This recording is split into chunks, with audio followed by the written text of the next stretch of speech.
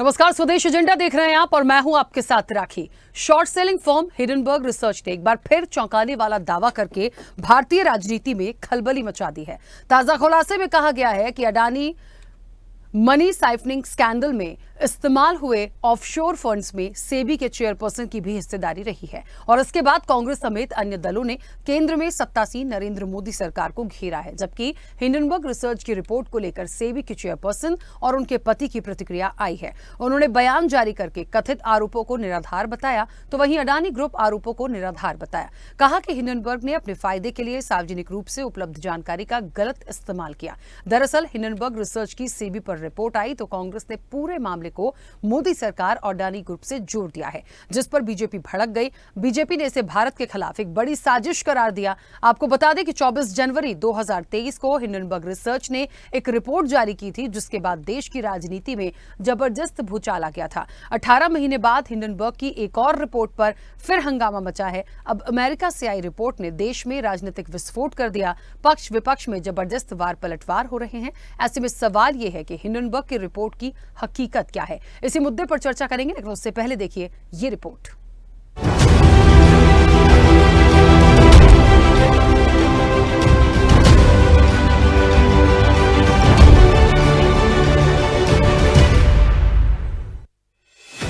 अमेरिकी firm Hindenburg research की report पर एक बार फिर देश में बवाल मचा हुआ है।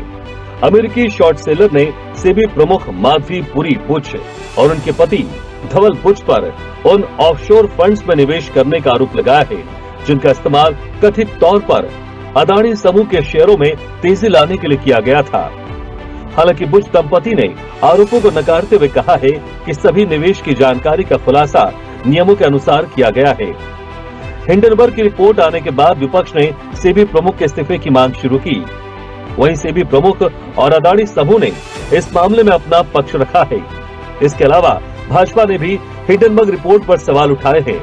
पूर्व कानून मंत्री रविशंकर प्रसाद ने आरोप लगाया है कि कांग्रेस, विपक्षी गठबंधन के लोग और उन्हें प्रमोट करने वाले टूल किट के लोग भारत को आर्थिक रूप से अस्थिर करने के षड्यंत्र में जुटे हुए हैं।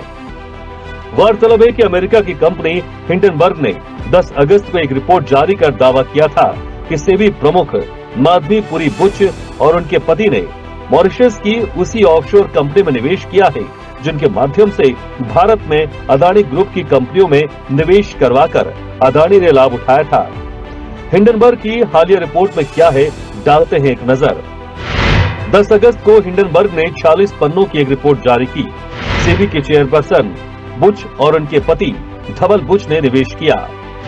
बुच दंपति ने मॉरिशस की उसी ऑफशोर कंपनी में निवेश किया।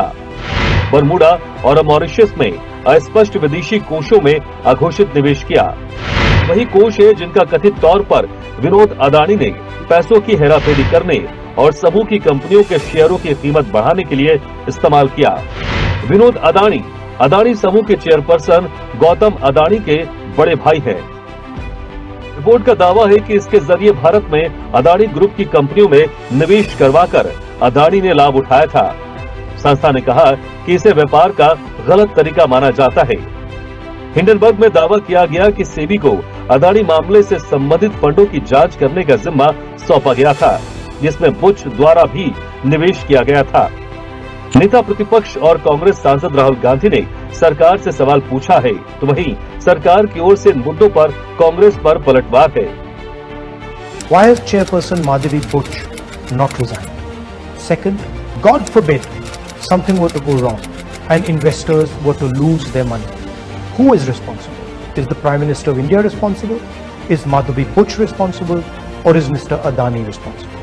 And finally, the Supreme Court has been looking at this matter, slowly becoming crystal clear why Prime Minister Modi is against a joint parliamentary committee looking into this matter. Hindenburg में किसका investment है? ये महाशय कौन है जो भारत के खिलाफ नियमित प्रोपेगेंडा चलाते हैं? इंडिया डेमोक्रेसी नहीं है, इंडिया सेफ नहीं है, वगैरह वगैरह। सवाल पूछना है कांग्रेस पार्टी से, क्या चाहते हैं आप? चाहते क्या है आप? देश मोदी की से नफरत करते हुए कांग्रेस पार्टी आज हिंदुस्तान से नफरत करने लगी है। सेबी चीफ माधवी बुच और उनके पति धवल बुच के सारे कारनामे सबके सामने आ गए, तो सवाल ये उठता है कि माधवी बुच को जब सेबी का चेयरमैन बनाया था, क्या भारत सरकार को ये जानकारी नहीं थी? अगर नहीं थी तो ये बहुत बड़ी विफलता है, भूल है, और अगर थी तो षड्यंत्र का हिस्सा भारत के प्रधानमंत्री खुद हैं। क्या करिए सीबी? सुप्रीम कोर्ट में हुजूर कुछ गड़बड़ी तो हुई है, किसने गड़बड़ी की है, क्या गड़बड़ी की है, यह हम बता नहीं सकते, और यह जांच दिशाहीन है, अंतहीन है, किस ओर जाएगी, कब तक चलेगी, यह हमें पता नहीं। तो क्यों बोला सेबी ने? सेबी अध्यक्ष ने क्यों बोला ये? इसका खुलासा कल हिंडनबर्ग की नई रिपोर्ट में हुआ है।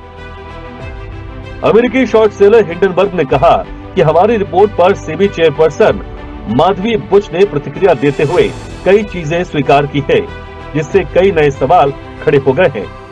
माधवी पुरी बुच और उनके पति धवल बुच ने रविवार को बयान जारी कर हिंडनबर्ग के आरोपों का खंडन किया था। सेबी चेयरपर्सन ने कहा कि जिस फंड का जिक्र किया गया है उसे उन्होंने 2015 में लिया था, तब उनका सेबी से कोई संबंध नहीं था। फिलहाल अब जो भी हो, लेकिन जिस तरह से राहुल गांधी अडानी के मुद्दे पर मोदी सरकार को घेरते रहे हैं, ऐसे में अब हिंडनबर्ग की रिपोर्ट ने एक बार फिर विपक्ष को मोदी सरकार को घेरने का मौका दे दिया है।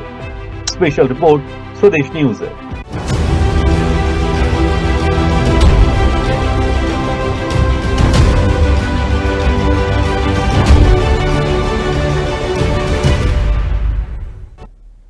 चलिए, तो कहीं ना कहीं एक रिपोर्ट हिंडनबर्ग की, और लगातार जिस तरीके से सियासत गरमाई हुई है, देखिए कई सारे तथ्य हैं इस पूरे घटनाक्रम में। पहली बार ऐसा नहीं हो रहा कि हिंडनबर्ग की कोई रिपोर्ट आई हो, इसके पहले भी आई थी, कई सारे तथ्य तब भी निकाले गए थे, तब भी आरोप निकाले गए थे। ये पूरा मामला था कैसा? देखिए, कई यदि पार्टी वाइज यदि इसको समझने की कोशिश करें, हिंडनबर्ग का जिक्र होता है, ठीक है, अडानी पर शेयरिंग की बात होती है, सेबी को जांच का जिम्मा होता है, सुप्रीम कोर्ट सेबी ने पहले भी कई सारी चीजों को सामने रखा था, ये तमाम चीजें तब भी आई थी।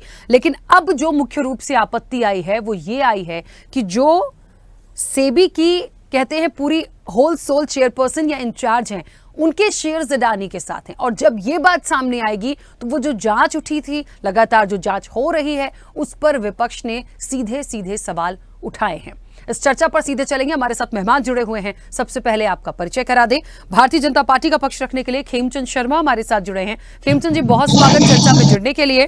कांग्रेस का पक्ष रखेंगे अब से कुछ देर में मुन्ना खान जी भी हमारे साथ जुड़ गए हैं। मुन्ना खान जी, आपका भी बहुत स्वागत है। समाजवादी पार्टी का अब से कुछ देर में हमारे साथ पक्ष रखेंगे मनीष सिंह, फिलहाल कनेक्ट नहीं है, उनका भी स्वागत करते हैं। आम आदमी पार्टी का पक्ष रखेंगे चिराग सेठी। चिराग जी, आपका भी बहुत स्वागत है। और वरिष्ठ पत्रकार हैं रुद्र प्रताप सिंह। रुद्र प्रताप जी, आपका भी बहुत स्वागत है। चर्चा की शुरुआत सबसे पहले खेमचंद जी आपसे करती हूँ। मेरी आवाज पहुंच रही है? खेमचंद जी, मुझे सुन पा रहे हैं? जी, आवाज आ रही है आपकी। नमस्कार। हाँ खेमचंद जी, जिस तरीके से पूरा मामला आया, देखिए पहले भी आया था, अभी की जो रिपोर्ट आई है उसका कनेक्शन कुछ और ही कह रहा है। और विपक्ष के जो तमाम आरोप हैं कि आप देख लीजिए, उस रिपोर्ट के आने के बाद, उस कनेक्शन के आने के बाद, अब शेयर मार्केट के हाल देख लीजिए, तमाम चीजों को देख लीजिए। ठीक है, भारतीय जनता पार्टी को लगता है कि विपक्ष जो है सिर्फ ऐसी बातों को तूल दे रहा है या हवा देने का काम कर रहा है, ताकि एक इकोनॉमिक रूप से देखे, आर्थिक रूप से देखे तो चीजें बिगाड़ने की कोशिश है। लेकिन एक्चुअल में जो फैक्ट आ रहे हैं, पहले कुछ और था, अभी ये भी कहा जा रहा है कि पहले वो संबंध नहीं थे, अब वो संबंध बन गए हैं। मतलब क्या है ओवरऑल? मतलब कितने तथ्य, कितना सही, कौन गलत? ये एक बड़ा क्वेश्चन मार्क बन गया। बिल्कुल, आपने सही कहा। जय हिंद। आवाज सही से आ रही है मेरी? बिल्कुल आ रही है, बोलिए। यहाँ पे डेमोक्रेटिक सिस्टम में सही या गलत का फैसला कौन करता है? कोर्ट करती है। हम बार बार मानते हैं कि हमारी कोर्ट जो है मजबूत है, हमारा जो जुडिशरी सिस्टम है बहुत अच्छा है।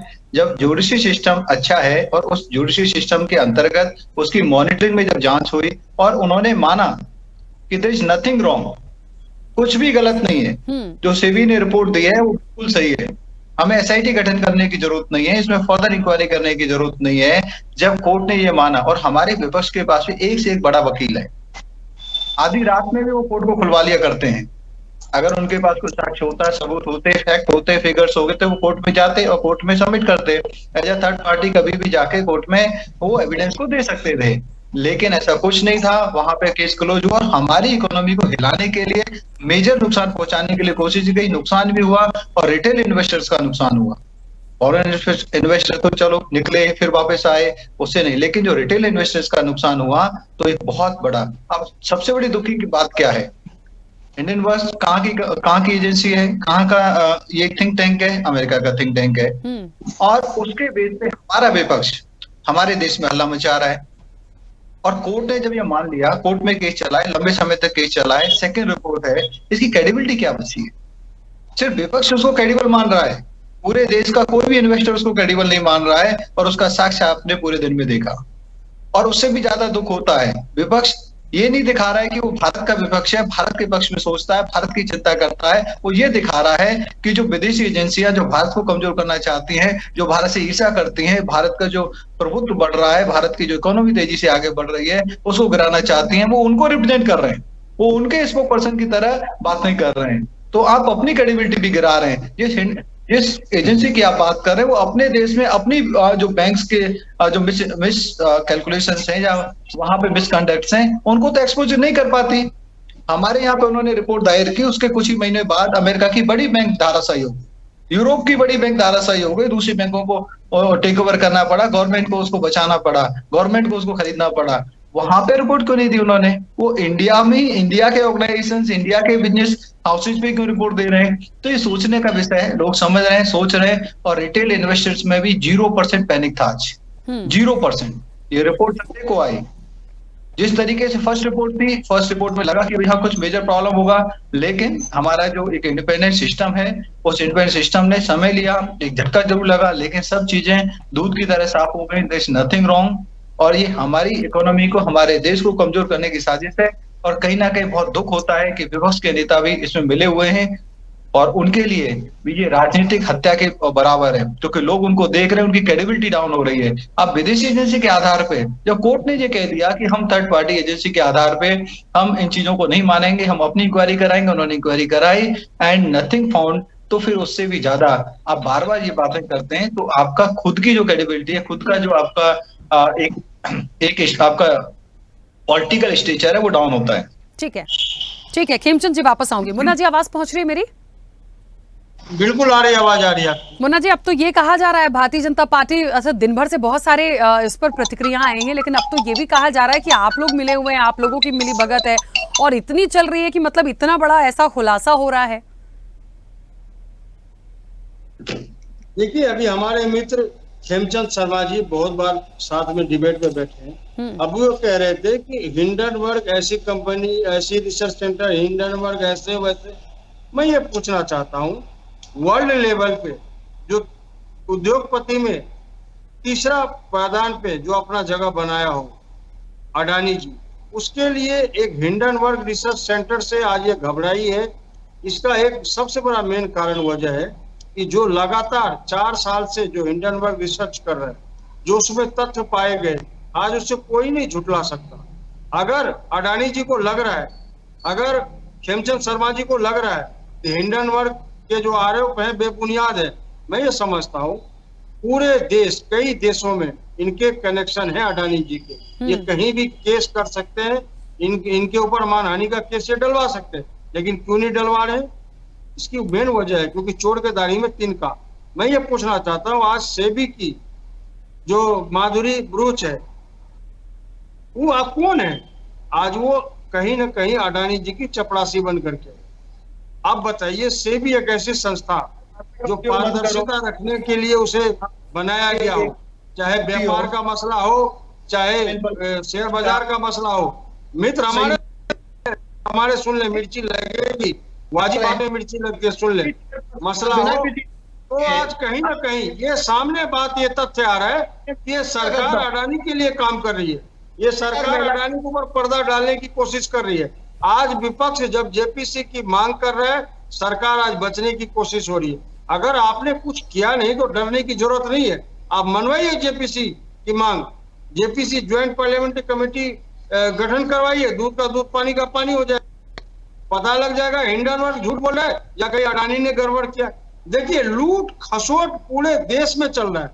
मैं एक कहानी के माध्यम से कह रहा हूं, आप समझ जाएंगे। एक बार एक गांव में काफी डकैतों ने लूटामारी की, लूट खसोट काफी की, तो गांव वालों ने विरोध किया और गांव वाले को शक हुआ कि कहीं ना कहीं प्रधान, इसमें गांव का प्रधान मिला हुआ है। लोग फिर कोतवाल गए, कोतवाल के पास अपना मामला दर्ज कराया। कोतवाल टालते रहे बात पे, आज जांच करवाऊंगा, कल जांच करवाऊंगा। बाद में गांव वाले को भी पता लगा कि लूट खसोट का जितना माल है वो सारा माल तो कोतवाल किया है, तो कोतवाल जांच क्यों कराए। तो इसके लिए कह रहा हूं कि कहावत भी है कि मोर सैया भेल कोतवाल तो डर का है का। जब अडानी जी के मित्र अंबानी जी है तो उन्हें डर किस बात का है। तो अभी चाह रहे, मोदी जी चाह रहे कि अडानी का घर न बर्बाद हो। नहीं तो आपने गाना सुना होगा कि अच्छा सिला दिया यार का और यार नहीं घर लूट लिया अपने यार का।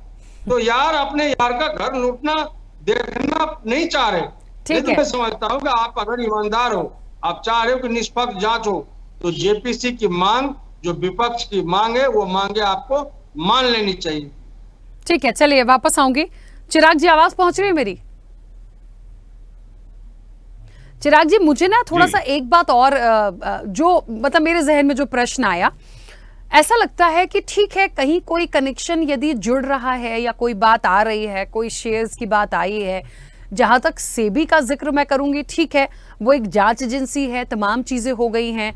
उसके बाद जो अब फैक्टर्स अडानी ग्रुप के साथ जोड़े जा रहे हैं, तो क्या वाकई में ऐसा कुछ करेंगे वो, या कर सकती है संस्था, या खैर एजेंसी तो नहीं करेगी, लेकिन पर्टिकुलर जो उनकी चेयरपर्सन है, यदि उनके शेयर्स हैं, ये अपना कुछ पर्सनल बिजनेस भी तो होता है ना, कि किसको किसके साथ कैसे काम कर रहा है। बहुत एक जेन्युइन सवाल ले रही हूँ, ऐसा नहीं कि मैं किसी विरोध में या किसी के पक्ष में पूछ रही हूँ ये। उसके बावजूद फिर इतनी लड़ाई क्यों है? स्टेटमेंट्स तो उनके भी आ रहे हैं, उन्होंने कहा ऐसा कुछ भी नहीं है, इसके पहले कुछ नहीं था। राखी जी, आज का जो सवाल है वो ये है कि क्या सेबी की चेयरपर्सन को ये जो सारी डीलिंग ये पता थी?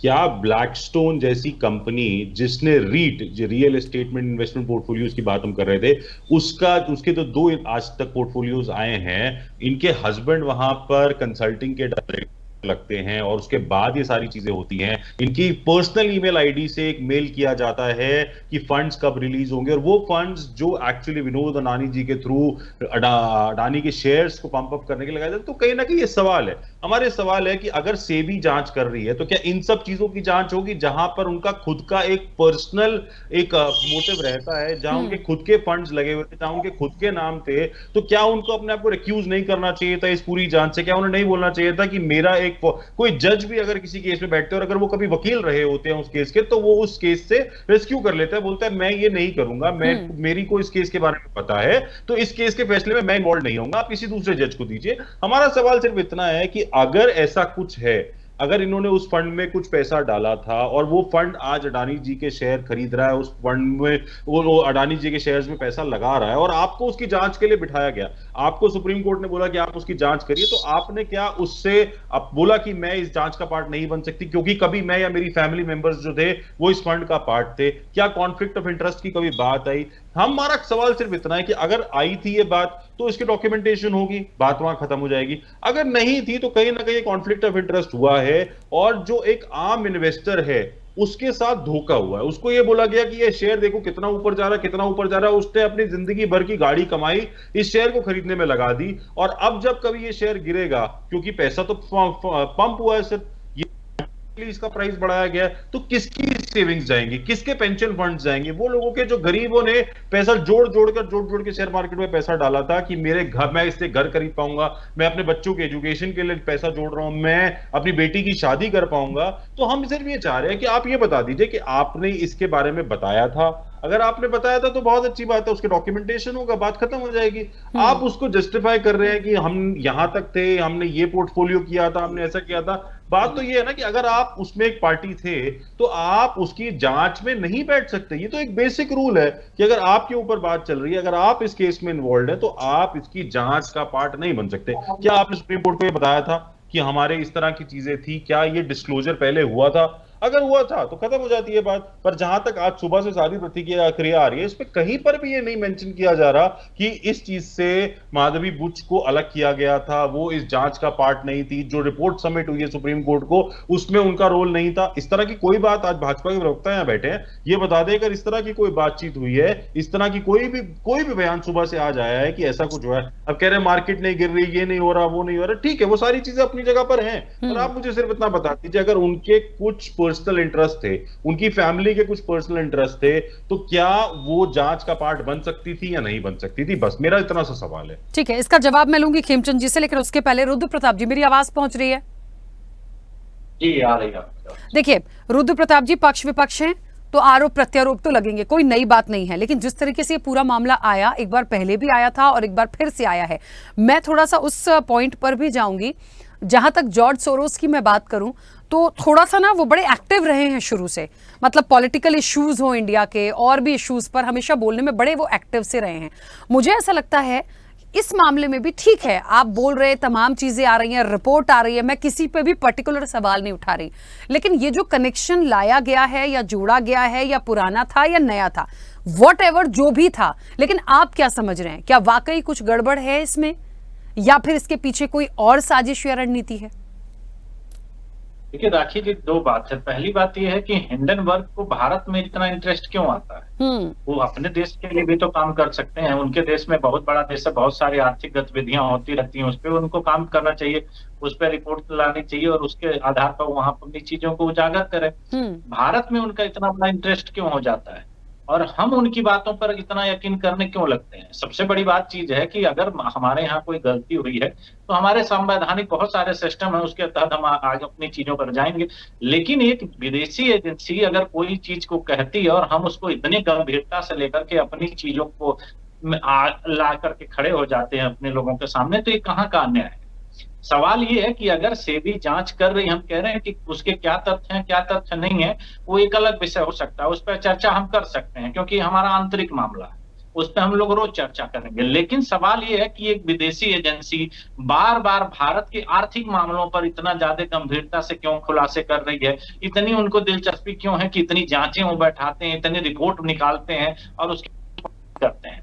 जब से देखिए देश एक मजबूत आर्थिक व्यवस्था की तरफ बढ़ा है, बहुत सारे लोगों के पेट में दर्द होने लगे हैं और वो कहीं ना कहीं इस चीज को, अब आज हमारा शेयर मार्केट 80,000 के ऊपर चला गया है, अब ये दर्द की तो विषय हो ही रही है। जहां हमें लोग सपेरों का देश कहते थे, अब हम 5वीं सबसे बड़ी अर्थव्यवस्था बन गए हैं, तीसरी की तरफ हम कदम बढ़ा रहे हैं, तो ये पेट में तो दर्द होना ही होना है। लेकिन सवाल सबसे बड़ा ये होता है कि उनके दर्द से हमको दर्द क्यों हो रहा है? बिल्कुल, कोई भी बात हो रही है, अगर सेबी जांच कर रही है, सुप्रीम कोर्ट के आदेश पे कर रही है, उसको एक बार रिपोर्ट देने दीजिए। अगर उसमें कोई गलती पाई गई, अगर सेबी के प्रेसिडेंट या कोई भी दिक्कत आ रही है, उसमें हम फिर से जांच कराएंगे, ये हमारा आंतरिक मामला। लेकिन रुद्र प्रताप जी, जो सबसे बड़ी आपत्ति आई है, जो सबसे बड़ी आपत्ति आई है विपक्ष की तरफ से, या तमाम चीजें जो आ रही है वो यही आ रही है कि वो उनके पर्सनली जो शेयर्स हैं या उनकी फैमिली से रिलेटेड जो चीजें आ रही हैं, क्या उनका भी पूरा रिकॉर्ड और उनकी जांच होगी? क्या वो प्रॉपर तरीके से हो पाएगी? आपत्ति तो मुख्य यही आ गई ना। देखिए राखी जी, ये जानकारी कहाँ से निकल गई? अभी तो उसी रिपोर्ट से ही निकल करके आ रही है ना। हाँ। इसके पहले जब वो रिपोर्ट आई तो उसके बाद सुप्रीम कोर्ट ने एक कमेटी गठित करी कि इसकी जांच करी जाए और जांच करके सुप्रीम कोर्ट हमारे देश की सबसे बड़ी संस्था है, वो अपनी रिपोर्ट को वहां सबमिट कर रहेंगे। अगर उनको कोई चीज गलत लगेगा तो उस पर और एक्शन लिया जाएगा। फिर से रिपोर्ट, जैसे विपक्ष अगर जेपीसी की मांग करता है तो करनी चाहिए, ये अच्छी बात है कि हम कर लेंगे, हम उसकी जांच करवा लेंगे, हम 2 बार 4 बार 10 बार जांच कराएंगे। लेकिन इसके लिए हिंडनबर्ग की रिपोर्ट को हम सहारा लें, ये मेरी समझ में नहीं आता है। और उनको भी मेरी समझ में नहीं आता है कि वो अपनी चीजों को छोड़ करके भारत के प्रति उनका जो रवैया है, इतना गंभीरता से भारत को क्यों ले रहे हैं? अपने कामों पर उनको ध्यान देना चाहिए। और अगर किसी भी हमारे राजनीतिक दल को या हमारे कोई किसी एक्सपर्ट को ऐसा लगता है कि कहीं पे भी गलती हुई है, तो हम अपनी तरीके से उसकी जांच करेंगे और उस जांच में पूरे देश को सहयोग करना चाहिए या सरकारी एजेंसियों को सहयोग करना चाहिए। लेकिन आंतरिक मामले में अगर किसी व्यक्ति का बाहरी हस्तक्षेप होता है, जैसे इसके पिछली रिपोर्ट जब आई थी और उसमें जो मार्केट गिरे थे, तो उसमें किसका नुकसान हुआ था? केवल अपने देश का नुकसान हुआ था। आज मान लीजिए चलिए कि मार्केट, हम इस चीज को बड़े अच्छे तरीके से लेते हैं कि हमारा देश इन चीजों को बहुत अच्छे से अब समझने लगा है कि इन चीजों को क्यों किया जा रहा है। तो आज इसका इम्पैक्ट नहीं पड़ा, नहीं तो मंडे के दिन आप रिपोर्ट लाते हो, मंडे मार्केट खुलता है और सीधे शेयर मार्केट गिर जाता है, तो उससे देश की अर्थव्यवस्था पर क्या असर पड़ता है। तो ये सब एक सोची समझी साजिश का हिस्सा है। अभी आप देख रहे हैं कि बांग्लादेश के हालात में बांग्लादेश के प्रधानमंत्री आकर के क्या कह रहे हैं कि अमेरिका उनका एक द्वीप मांग रहा था, उसने हमारी सरकार गिरा थी। तो ये सारी चीजें जो हमारे एशिया में हो रहे हैं, बहुत सारे ऐसे मामले हो रहे हैं जिसमें विदेशी हस्तक्षेप काफी ज्यादा बढ़ गया है, और इसको हमारे देश में जितने लोग, चाहे वो राजनीतिक दल हैं, चाहे कोई भी विशेषज्ञ है, उसको समझना होगा कि हमारे आंतरिक मामलों को लेकर के किसी बाहरी व्यक्ति का हस्तक्षेप हम लोगों को नहीं बर्दाश्त करना चाहिए, न हमें उनका किसी तरह का समर्थन करना चाहिए। हो सकता है कि इसमें गलती है, मैं ये नहीं कह रहा हूँ कि किसी को क्लीन चिट दे रहा हूं, मैं कह रहा हूँ गलती भी है। वो सारे मामले हम लोग अपनी तरीके से सॉल्व करेंगे, लेकिन विदेशी हस्तक्षेप हम लोग उसको सपोर्ट करें, ये मुझे कहीं से उचित नहीं दिखाई देता है। ठीक है, थोड़ा सा वेट एंड वॉच वाली बात है, पर ठीक है, खैर बात तो आई है। खेमचंद जी, एक बार फिर से आप ही की तरफ रुख, एक सवाल किया था अभी आम आदमी पार्टी की तरफ से, थोड़ा उसका जवाब, और इस मामले में अभी आगे क्या हो सकता है, क्योंकि देखिए विपक्ष को आपत्ति है, क्लियरिटी के साथ जेसीपी करानी है, ठीक है, यदि हो सकता है बिल्कुल उस पर जाएं, लेकिन कुछ चीजें ऐसी हैं जो समझना पड़ेगा। मैंने इसीलिए यहाँ पर एक बात रखी थी, कोई साजिश है, वाकई सियासत है, या फिर कुछ और है इसके पीछे। देखिए अभी मैं और आप कोई भी इसकी क्लियरिटी नहीं दे सकते हैं, लेकिन जो मामला आया है उसमें कहते ना कि पर्दा तो हटाना पड़ेगा कि आखिर पर्दे के पीछे है क्या, तो पता कैसे चलेगा। मैं पूछना चाहता हूँ कि जब वो यूपीए 1 और यूपीए 2 थी, तो जितने भी घोटाले निकले, क्या वो विदेशी एजेंसियों के डेटा के आधार पर निकले? क्या किसने निकाले? वो मुरली मनोहर जोशी जी, जो कमेटी के अध्यक्ष है, और जो पब्लिक कमेटी होती है, अब पब्लिक कमेटी में जो डेटा आता है, फाइल्स आती हैं गवर्नमेंट की, उनको उन्होंने स्क्रूटनाइज किया और स्क्रूटनी करके उन्होंने निकाली। सुषमा जी ने निकाली, जेटली जी ने निकाली। क्या आपके नेता इतने नीरस हो गए हैं, या इतने नाकाम हैं, या इतने अनपढ़ हैं कि जो गवर्नमेंट गलती कर रही है या हमारी संस्थाएं गलती कर रही हैं और उनके पास डेटा नहीं है, वो डेटा नहीं निकाल सकते, और आपको विदेशी एजेंसियों का सहारा लेना पड़ रहा है। दूसरा, आप ऐसे हो सकते हो, आप हमारी सारी संस्थाओं को निकम्मी समझते हो, आप सेबी को बेकार समझते हो, आप सुप्रीम कोर्ट तक को बेकार समझते हो। मतलब भारत में कोई ऐसी एजेंसी नहीं है, या भारत की एजेंसियां काम कर रही हैं, वो सब बेकार। विदेशी एजेंसी के आधार पे, विदेशी एजेंसी के डेटा के आधार पे आप वो अल्लाह करेंगे। आप विपक्ष का काम क्या है? कंटिन्यूसली स्क्रूटनी करना, कंटिन्यूसली डेटा कलेक्ट करना, कंटिन्यूसली विषयों को उठाना, और कंटिन्यूसली सारी संस्थाओं की जानकारी इकट्ठी करना। तो क्या हमारा विपक्ष वो काम नहीं करता है? मतलब आपने अपना काम आउटसोर्स कर दिया अमेरिका को, और अब आप उन अमेरिकन एजेंसी के स्पोक्सपर्सन बन गए। ये पिक्चर पूरे देश के सामने आ रही है कि आज हमारा विपक्ष विदेशी एजेंसियों का स्पोक्सपर्सन बन गया है। उन्होंने विदेशी कंपनियां हैं, विदेशी एजेंसियां हैं, उनको आउटसोर्स कर दिया है। इससे ज्यादा दुखद स्थिति इनके लिए और कुछ नहीं हो सकती। ये अपने आप को एक्सपोज कर रहे हैं, और आज जिस तरीके से इन्वेस्टमेंट दिया है, कंप्लीटली हमारे विपक्ष के हाय तौबा को नकार दिया है। पड़ेगा उनको गया हुआ है, उनको डिटेल लीगल नोटिस गया हुआ है, दूसरी रिपोर्ट के बाद भी जाएगा, कोर्ट में मैटर है। ये जो कंपनी या जिनके खिलाफ उन्होंने आरोप लगाया है, वो भी नोटिस भेज रहे हैं, सेबी ने भेजा था। वो अपने आप को बहुत समझते हैं, they can dictate the India. अब इंडिया को वो डिक्टेट नहीं कर सकते। वहां पे जहां पे है, जिसके लिए वो थिंक टैंक बना, वहां के लिए काम नहीं कर रहे हैं हमारे भारत में, क्योंकि उनको पता है कि हमारे भारत में जो विपक्ष है वो उनको वैल्यू देगा, वो उनकी रिपोर्ट पे हाय तौबा करेगा, वो उनको इंपॉर्टेंस देगा, वो अपनी इकोनॉमी को बिठाने के लिए उनके साथ जुगलबंदी करेगा। इसीलिए वो यहाँ की रिपोर्ट दे रहे हैं। अदरवाइज विपक्ष यदि सीरियसली ना ले, विपक्ष अपना काम खुद से करे, तो वो बंद हो जाएंगे। अरे हम अपने भारतीय मैटर खुद नहीं संभाल सकते। अगर विपक्ष में हो, आपके पास इतने एक से एक बड़े लीडर हैं, एक से एक बड़ा आपके पास साधन है, तो खुद ढूंढो ना और बताओ, अपना थिंक टैंक डेवलप करो, लाओ, मजबूर करो। और रही आम आदमी पार्टी की बात, लास्ट बोले चालनी बेहतर थे। आम आदमी पार्टी जिसका सीएम, डिप्टी सीएम, मिनिस्टर एक तरफा जेल में, और किसके लिए? करप्शन के लिए, हजारों करोड़ रुपए के घोटाले के लिए वो सरकार पे आरोप चालने भी बोले बेहतर थे। तो इनका तो बिल्कुल कुछ स्टैंड ही बनता ही नहीं कि हमारे ऊपर कुछ कमेंट करें। देखिए, मुझे ऐसा लगता है जो बातें आगे बढ़ी हैं, जो कोर्ट में गया है, जो सेबी के लिए चीजें गई हैं, जो पॉइंट उनके लिए उठ रहे हैं, मुझे लगता है सब चीजें सामने आएंगी। लेकिन बहुत जेन्युइन सवाल था कि जो आरोप उन पर लगा या उनके जो शेयर की बात आई, क्या वो सही है? क्या सेबी खुद जो चीजें इंक्लूड रही होंगी अडानी के साथ, क्या उसकी भी वो जांच करते? वो सारी चीजें अब गई कोर्ट, ऐसा नहीं है कि कोई चीज नहीं जाएगी, वो उसके लिए वेट एंड वॉच वाली बात है। लेकिन बात तो आई, सवाल इसलिए उठ रहा है, देखिए, ना तो वो शेयर की बात आती उस रिपोर्ट के माध्यम से, ना ये सवाल निकलता।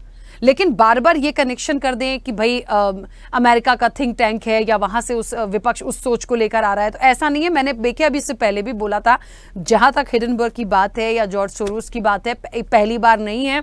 बहुत सारे मैटर्स पे इंडिया में बहुत इंटरेस्ट अपना शो करते हैं, पॉलिटिकल इश्यूज पे करते हैं, पीएम मोदी के लिए भी बोल चुके हैं, तो बहुत सारी चीजों पे एक्टिव रहते हैं। तो मैं बार बार कह रही हूं, क्या सच है क्या नहीं है वो सामने आएगा। लेकिन हम सब, आप लोग जो, हम सब अभी यहां मिलकर, मैं भी अपने आप को इंक्लूड कर रही हूं, हम जिस चर्चा को ले रहे हैं, हम ये ना सोचे कि हम आरोप प्रत्यारोप पे जाएं, एक्चुअल में क्या है, कितना वेट कर सकते हैं, क्या ये संभावना है, उस पर जाएं। सिर्फ लड़ाई झगड़े का विषय नहीं है ये, क्योंकि बहुत लोग सुनते हैं, उनको भी क्लियरिटी होनी चाहिए। ठीक है मुन्ना जी, बोलिए। इसके बाद चिराग जी, इसके बाद आ रही हूं। मुन्ना जी,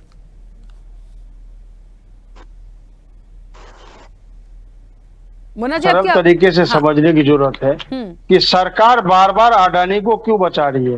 क्या सरकार के अंदर वो मंत्री है, कोई विभाग सरकार ने उसे दे रखा है? एक उद्योगपति जो देश का वासी है, आखिर क्या ऐसी घनिष्ठता मित्र है जो उसके खिलाफ जांच कमेटी नहीं बिठा सकता? विपक्ष सीधा सा सवाल कह रहा है कि लांछन आपके ऊपर लगे हैं और आपके ऊपर जांच बैठनी चाहिए। कोई नाजायज मांग तो नहीं है। विपक्ष ये तो नहीं कह रहा कि नरेंद्र मोदी जी प्रधानमंत्री पद छोड़े और मैं प्रधानमंत्री बन रहा हूं, ऐसा तो नहीं है। विपक्ष ये कह रहा है देश हित में बात हो, देश हित के लिए बात हो, और देश हित में यही हो सकता है कि जो अडानी चोर, जिसने कई हजार करोड़ का घोटाला किया, जिसके 20,000 करोड़ का आज तक नहीं पता लगा वो पैसे किसके हैं, जो अडानी जिसे सेबी का चीफ बनाया गया, जो आज अडानी के चपरासी के नाम से जानी जाती है, माधवी बुरुज, आज उनके ऊपर जब लांछन लगे हैं और ऐसी संस्थाओं पर लांछन लगे जिसे पारदर्शिता देने के लिए जाना जाता था।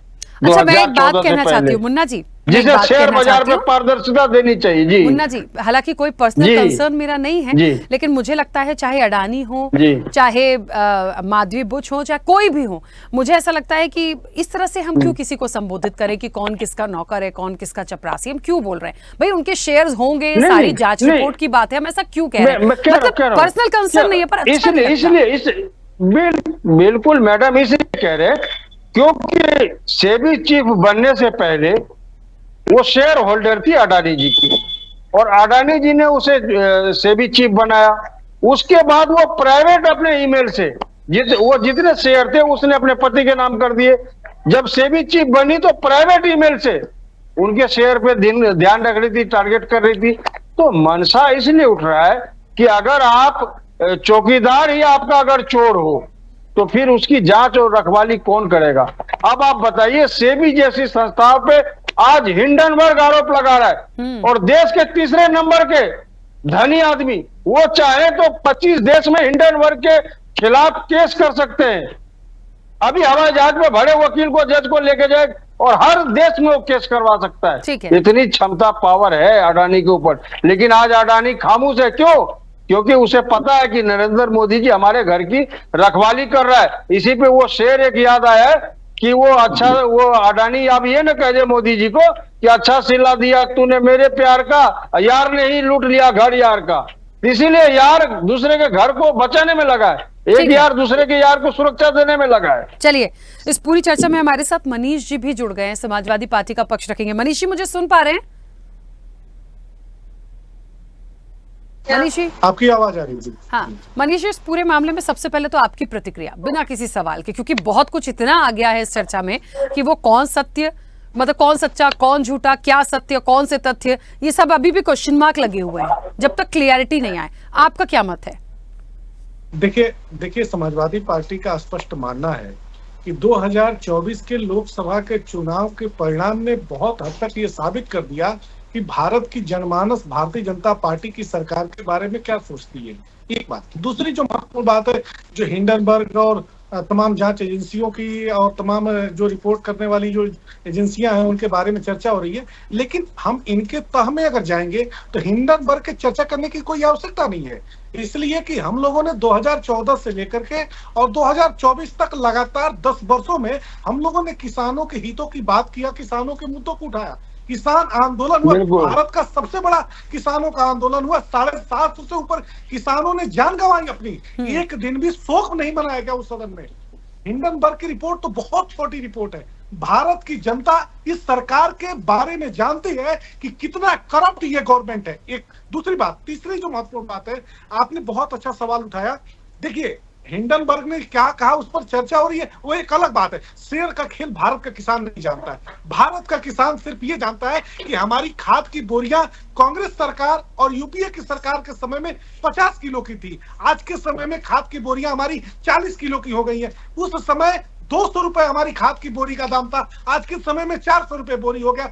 डाई डीएपी के बारे में तमाम तरह की बातें, गैस का सिलेंडर हमारा कितने रुपए का मिलता था, हमारा जो तमाम जो हमारे दिनचर्या में इस्तेमाल करने वाली जो चीजें हैं। अभी एक खेमचंद शर्मा जी का प्रवचन हम सुन रहे थे, इनका प्रवचन जो था वो भारत के 5% लोगों के लिए है।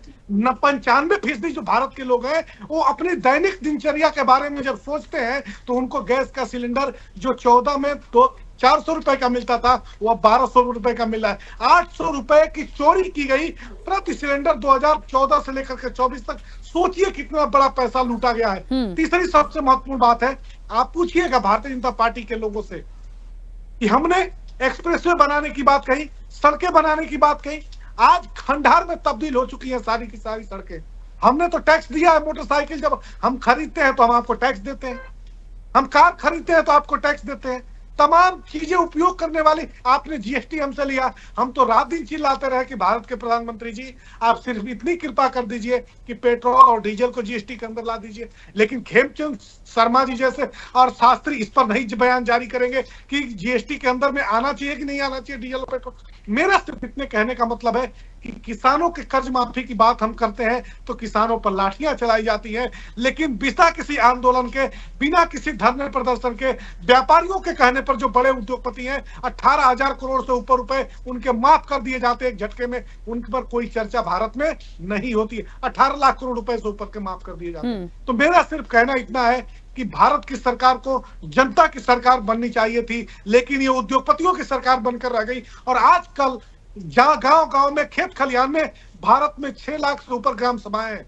एक एक गांव में अगर एक एक सरकारी नौकरी प्रति वर्ष के हिसाब से दिए होते मोदी जी तो आज 60 लाख युवा भारत के सरकारी नौकरी कर रहे होते, लेकिन 1,22,00,000 से ऊपर सरकारी विभागों में पद खाली है, उन युवाओं को नौकरी नहीं दी गई।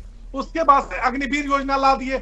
मेरा सिर्फ कहने का मतलब यह है कि हिंडनबर्ग की रिपोर्ट एक बहुत छोटी और सूक्ष्म रिपोर्ट है। भारत की जनता ने जो रिपोर्ट तैयार किया है वो भारतीय जनता पार्टी की विदाई के लिए तैयार किया है। भारतीय जनता पार्टी जो है वो बहुत दिन सत्ता में रहने वाली नहीं है। भ्रष्टाचार की आकंठ में डूबी हुई तानाशाह सरकार की विदाई, इसके घमंड और इसके अहंकार की विदाई बहुत जल्द होने जा रही है। ये भारत की जनता ने तय कर लिया है। ठीक है, चिराग जी अपनी बात रखिएगा, कुछ कहना चाह रहे थे। जी, मेरा सिर्फ इतना पॉइंट है कि हमने तो जेपीसी की मांग करी थी। एक आप जेपीसी कर दीजिए, पूरी जांच हो जाएगी, पूरी पार्लियामेंट्री कमेटी बैठेगी, उसके सामने जांच हो जाएगी, सारे तथ्य सामने आ जाएंगे। इन्होंने बात करी कि अडानी जी के ऊपर बात हुई है। अडानी जी केस क्यों नहीं करते, यूएस में मानहानि का दावा क्यों नहीं करते? मैं बता दूं, मानहानि का जब दावा करेंगे तो उन्हें डॉक्यूमेंट्स वहां पे भेजने पड़ेंगे, वहां दिखाना पड़ेगा कि ये सच है कि झूठ है। अब अगर ये वहां पे दिखाएंगे तो वहां पे तो सारा केस सामने आ जाएगा। इसीलिए हिंदुस्तान के सबसे अमीर आदमियों में से एक, जो किसी भी देश में जाकर मानहानि का दावा कर सकते हैं, वो नहीं करेंगे, क्योंकि उन्हें पता है कि जब हम ये करेंगे तो हमें डॉक्यूमेंटेशन देना पड़ेगा, और जब डॉक्यूमेंटेशन बाहर आएगा तो सारी चीजें निकल के आएंगी। आज हम कह रहे हैं हिंडनबर्ग की रिपोर्ट को कचरे में डाल दो, आप एक जेपीसी बना दीजिए। हमने पिछली बार भी ये बोला था, एक जेपीसी बना दीजिए, आप जेपीसी बना के, चाहे वो हर्षित मेहता का केस हो, चाहे वो केतन पारेख का केस हो, सब में जेपीसी बनी थी ना, तो आप एक जेपीसी बना दीजिए, जेपीसी पूरी जांच कर लेगी, उसके बाद एक रिपोर्ट लाकर कोर्ट को दे देगी या एक पार्लियामेंट में लाकर इस पूरी रिपोर्ट को प्रेजेंट कर देगी। इसमें गलत क्या है? हम तो ये नहीं कह रहे हिंडनबर्ग सही है गलत है, तो कह रहे छोड़ दो, उसे उठा के फेंक दो, बट एक जेपीसी तो बनाओ। अगर ये बात हुई है, डॉक्यूमेंटेशन आया है, उन्होंने खुद माना है, माधवी बुच ने, उनके हस्बैंड ने माना है कि हाँ हम उस फंड का पार्ट थे, तो अब तो जेपीसी बता देनी चाहिए। अडानी जी को बचाना, अडानी जी को प्रोटेक्ट करने में इतना अंधे नहीं हो जाना चाहिए कि हम देश के हित छोड़ दे, हम रिपोर्ट को बाहर निकाल देते हैं, हम कहते हैं जेपीसी बना दो, जो भी फैक्ट्स होंगे वो सामने आ जाएंगे, पार्लियामेंट के सामने आएंगे, पूरे देश के सामने आएंगे।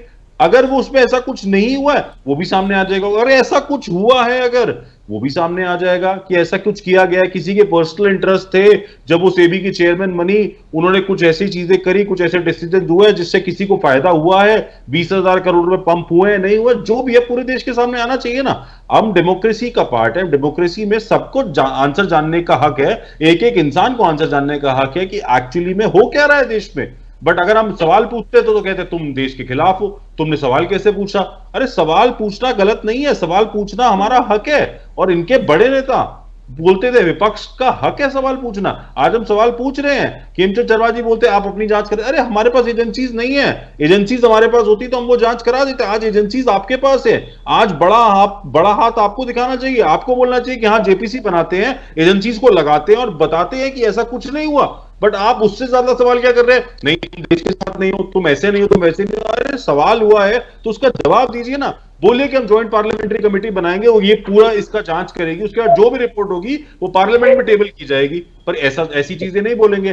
पहले जो स्कैम हो उन सब में, जितने भी शेयर मार्केट स्कैम हो उन सब में जेपीसी बनी है, इस बार क्यों नहीं बन रही है जेपीसी? इस चीज को इतना टाला क्यों जा रहा है? मेरा सिर्फ इतना सवाल है शर्मा जी से। खेमचंद जी बस एक मिनट, रुद्र प्रताप जी के एक छोटा सा सवाल है उनसे मेरा, फिर इसके बाद आ रही हूँ। रुद्र प्रताप जी, मुझे तो अब ऐसा लग रहा है इस चर्चा के बाद कि सिर्फ सेबी नहीं, मुझे तो लग रहा है कि अमेरिकी फर्म जो हिडनबर्ग रिसर्च है, मुझे तो लग रहा है ये अपने आप में भले की रिसर्च रिपोर्ट है, लेकिन जैसे कि आपने भी कहा था और मैंने भी कहा था कि बहुत कंसर्न है भारत को लेके, इनके ऊपर भी एक सवाल लगता है, इनके ऊपर भी एक सवाल है। तो लग रहा है किस किस पे सवाल उठाएंगे? सेबी पे क्वेश्चन मार्क है, अडानी पे क्वेश्चन मार्क है, हिडनबर्ग पे भी मुझे लग रहा है क्वेश्चन मार्क है, तो खुलासा होगा कैसे? देखिए राखी जी, सबसे महत्वपूर्ण चीज ये है कि उनका भारत में इंटरेस्ट क्या है, उस बात को लेकर के बहुत गंभीरता से भारत सरकार को लेना चाहिए। और मुझे इसमें लगता है कि पूरे विपक्ष को सरकार के साथ होना चाहिए, क्योंकि ये भारत का आंतरिक मामला। हाँ, विपक्ष जिस जेपीसी की मांग की बात कर रहा है वो हो जानी चाहिए, उसमें कोई बुराई नहीं है। अगर कोई भी हमारे मन में कोई संदेह पैदा होता है किसी भी तरह, क्योंकि जो हमारा पक्ष है और विपक्ष है दोनों देश के ही हैं और देश हित में ही काम कर रहे हैं, तो अगर जेपीसी की मांग विपक्ष कर रहा है तो मुझे नहीं लगता है कि उसमें सरकार को कोई दिक्कत होनी चाहिए, उस बात को कर लेनी चाहिए। लेकिन इस देश से ये मैसेज जरूर जाना चाहिए कि विदेशी कोई भी व्यक्ति भारत के आंतरिक मामलों में दखल नहीं देगा। अगर वो हिंडनबर्ग चाहे रिपोर्ट जारी करता है या कोई भी संस्था रिपोर्ट जारी करता है, वो हम उसकी रिपोर्ट को आधार नहीं मानते हैं। हाँ, अगर हमारे किसी भी व्यक्ति, किसी भी संस्था या किसी भी विपक्ष पक्ष या किसी भी नागरिक को कोई जगह पर अगर दुविधा लगती है तो उसका हम पूर्ण तरीके से, न्यायोचित तरीके से उसकी जांच कराई जानी चाहिए। उसमें कोई दिक्कत और दुविधा नहीं है कि सामान्य व्यक्ति को अगर कहीं गड़बड़ी दिखाई देती है तो उसकी भी जांच होनी चाहिए। लेकिन जो विदेशी ताकतें आजकल भारत में सक्रिय हैं और उसको कहीं ना कहीं से हमारे यहाँ से इंटरनल जो समर्थन मिल रहा है वो हमारे लिए बहुत चिंता का विषय है और वो बहुत गलत तरीके से मैसेज जा रहा है। क्योंकि हम एक उभरती हुई अगर अर्थव्यवस्था है, चाहे वो कोई भी व्यक्ति हो, कोई भी व्यापारी हो, जैसे सपा के हमारे मित्र ने बहुत सारी बातें कही, वो उनकी सारी बातें उचित हैं, उनके हर तर्क को माना जाना चाहिए क्योंकि वो हमारे अंदर की बातें हैं। लेकिन अमेरिका अगर हमको राय देने लगे या कोई और देश हमको राय देने लगे और वो हमारी चीजों को गौर में करने की कोशिश करी, वो कहीं मुझे नहीं उचित दिखाई दे रहा। और ऐसी स्थिति में भारत को बड़ी मजबूती के साथ खड़ा होना चाहिए। मैं बांग्लादेश का पीछे भी एग्जांपल दिया, अभी भी एग्जांपल दे रहा हूँ कि वहां के हालात कैसे हो जा रहे हैं। तो इसलिए हमें बाहरी किसी भी दखल अंदाजी से बचाना चाहिए। अब अडानी को आप कांग्रेस के प्रवक्ता चोर कह रहे हैं तो उनके ऊपर मानहानि का दावा थोड़ी करने आ रहे हैं। सेबी को उनके चपरासी कह रहे हैं, ये हमारी बातें हो सकती है, उसमें हमें आपत्ति नहीं। आप कहेंगे आप किसी को भी कुछ कहने के लिए स्वतंत्र हैं, लेकिन उसका आधार कोई विदेशी नहीं होना चाहिए कि अगर कोई विदेशी संस्था कर दे रही है तो उसके आधार पर हम अपने लोगों को कुछ कहने लग रहे हैं। ये गलत होना चाहिए। आप अपनी चीजों को उठाइए। इसके पहले भी बहुत सारे देश में करप्शन के मामले हुए हैं, यहीं के लोगों ने उजागर किए हैं, बहुत सारी संस्थाएं हैं उन्होंने उसकी चीजों को उजागर किया, उसकी बात तो हमारी सही रहेंगी, लेकिन विदेशी मामलों को अपने देश पे हावी नहीं होने देना, ये हमारी परंपरा का बहुत पहले से हिस्सा रहा है और इसमें हम सभी लोगों को एकजुटता दिखाते हुए इस बात को के लिए हमेशा से तैयार रहना चाहिए कि हम अपने आंतरिक मामलों को अपनी तरीके से सुलझाएंगे, अपनी एजेंसियां हमारी जांच करेंगी। जेपीसी की मांग जायज है तो हो जानी चाहिए, उसमें मुझे कोई दिक्कत नहीं लगती। बिल्कुल ठीक बात है। देखिए मैं तो यही कहूंगी, एक बात जो आपने बोली कि बाहरी रूप से किसी का हस्तक्षेप ना हो, और लगता है कि इस पूरे मामले में कहीं कोई साजिश है या सियासत है या डाउट है विपक्ष को, या कोई चीज आई है या रानी का मैटर आया है, पहले भी आता रहा है, तो मुझे लगता है हो सकता है कोई ऐसा बड़ा इशू नहीं है। कोई यदि जांच होनी चाहिए विपक्ष को लगती है उसे करा दीजिए। देखिए जो भी सही गलत होगा वो तो सामने आएगा ही ना, और कब तक आप उसे छुपा के बचा लेंगे। जो चीज आ गई सो आ गई, लेकिन उस लेवल पर उसको अमेरिकी फर्म से जोड़कर ना करें। यहां पर अब उस मैटर को कैसे लेके जाना है ये समझना होगा। मानती हूँ इस चीज को। खेमचंद जी कुछ कह रहे हैं, अपनी बात रखिए। देखिए, एक तो समाजवादी पार्टी के मित्र को मैं जवाब देना चाहता हूँ। डीएपी की कितने की बता रहे थे आप? कौन सी बोरी बता रहे थे? डीएपी की बता रहे थे, यूरिया की बता रहे थे? डीएपी का प्राइस अभी क्या है? डीएपी कितने रुपए की मिल रही है? यार सुन लो कितने की है? आप किसानी करते हो? 1350 रुपए की बोरी। अरे सुन लो ना, 1350 रुपए की बोरी है, 50 किलो की। मैं एंकर महोदया, मैं आपसे एक निवेदन कर रहा हूँ, इनको पहले कहिए कि सुन लो वाला तमीज पहले सुधारना अपना, नहीं तो मैं सुधार दूंगा अभी इनको। तुम बोल चुके हो, ये मेरा टाइम है और मैं क्या कह रहा हूँ, सुन लो। देखा आपने क्या है? एक मिनट खेमचंद जी और मनीष जी, एक मिनट। पहले तो मैं एक बात बोलना चाहती हूँ, जब सबको मैं प्रॉपर टाइम दे रही हूँ तो आप अपने समय में बोलिए, और बदतमीजी बिल्कुल मत करिए सर प्लीज। ऐसे ही बात करते हैं क्या बाहर भी? अपने साथ वालों के साथ ऐसे मत करिए ना प्लीज, अच्छे से बात करिए। कोई आपको कुछ कह रहा है एक अलग बात है, ऐसे मत करिए कि कोई कम से कम इस लहजे में तो मत जाइए कि अच्छा ना लगे। बदतमीजी बोलने के लिए आप तो इन्हें सिखाया जाता है। अब देख लीजिए, इनकी विचारधारा ही बदतमीजी से शुरू होती है। मुन्ना जी अब कम से कम आप तो मत करिए प्लीज, मैं दो लोगों को समझा रही हूँ, आप भी कह दे रहे हैं बीच में। डिबेट के दौरान हो जा सकती, कभी भी तमीज एक्सपेक्ट नहीं की जा सकती। संस्थाओं के बैठे हुए हेड को आप क्या कह रहे हैं?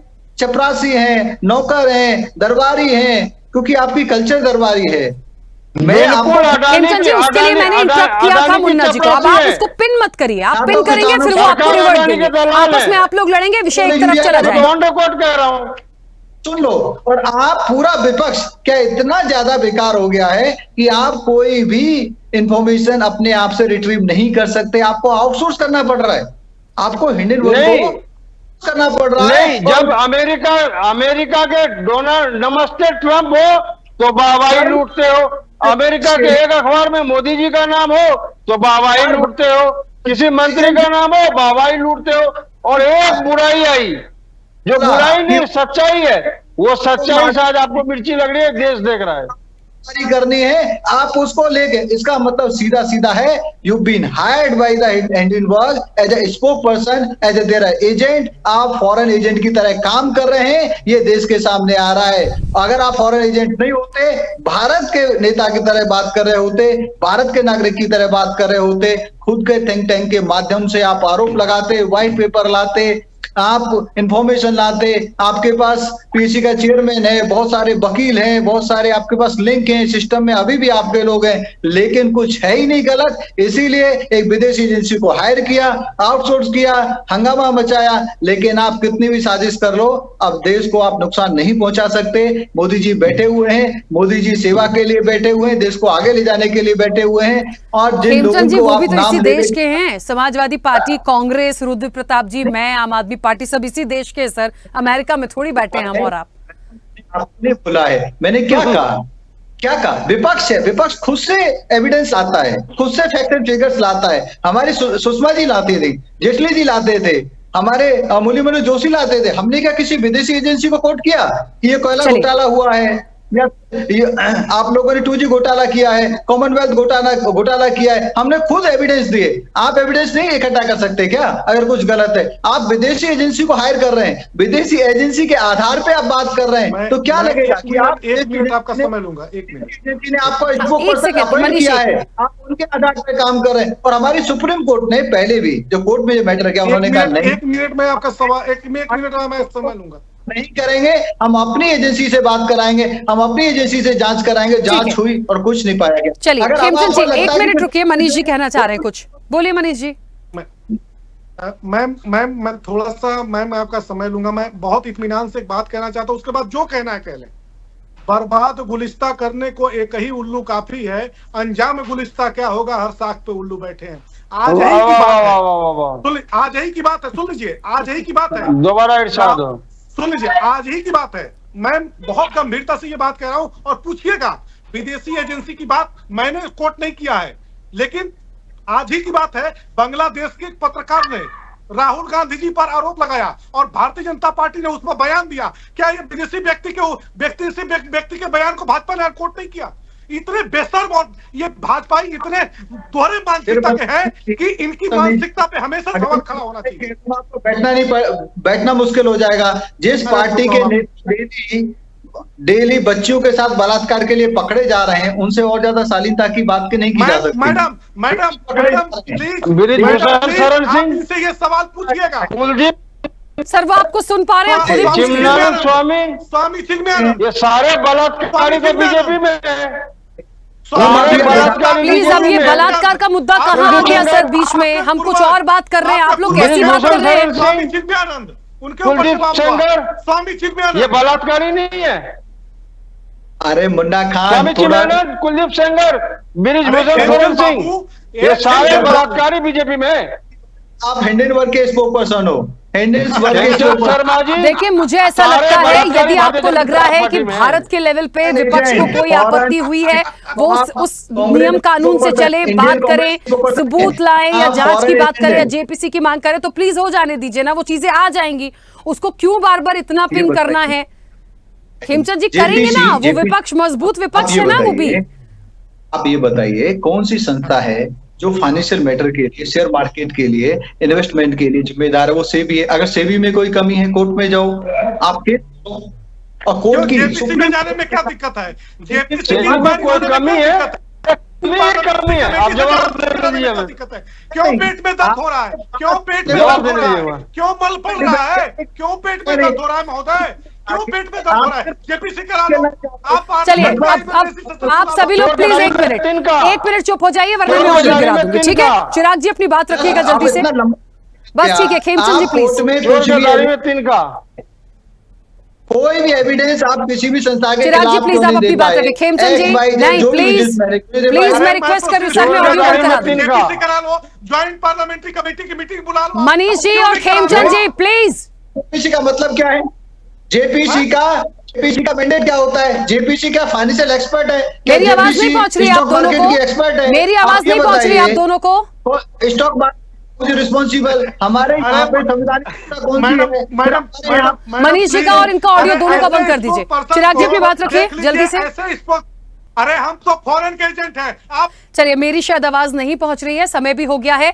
कंटिन्यू बोलते रहिए सर, जब तक इसका खुलासा नहीं हो आप दोनों बोलते रहिए। बाकी मेहमानों को बोलने नहीं दिया आपने और समय भी हो गया है। चलिए, आप सभी का बहुत शुक्रिया इस चर्चा में जुड़ने के लिए। तो निश्चित तौर पर देखिए, एक बात तो साफ है कि आखिरकार ये पूरा मामला जो आया है, ठीक है, यदि ये बात आती है चर्चा से निकल के कि अमेरिकी फर्म जो है उसका इंटरफेरेंस नहीं होना चाहिए, विपक्ष के पास यदि कोई बात आई है, कोई ऐसा शक या उनको साजिश या संदिग्ध कुछ भी लगता है, तो वो अपने पॉइंट से जिस चीज की मांग कर रहा है जेपीसी की, वो हो जाए, वो करवाइए। तमाम चीजों का कहते हैं ना कि दूध का दूध और पानी का पानी हो जाएगा। लेकिन फिलहाल इस पूरे मामले में जो सवाल आए हैं, क्योंकि ये रिपोर्ट पहले भी थी, अब इसके 2-3 पहलू सामने आ रहे हैं, लेकिन सवाल जस का तस है, कौन सही कौन गलत और ना जाने कितने तथ्य और कितने सत्य, वो सवाल जस का तस बना है। देखिए कल तक और इसमें क्या इंप्लीमेंट होके सामने आता है। फिलहाल चर्चा में इतना ही। बने रहिए स्वदेश न्यूज के साथ। सबसे पहले देश।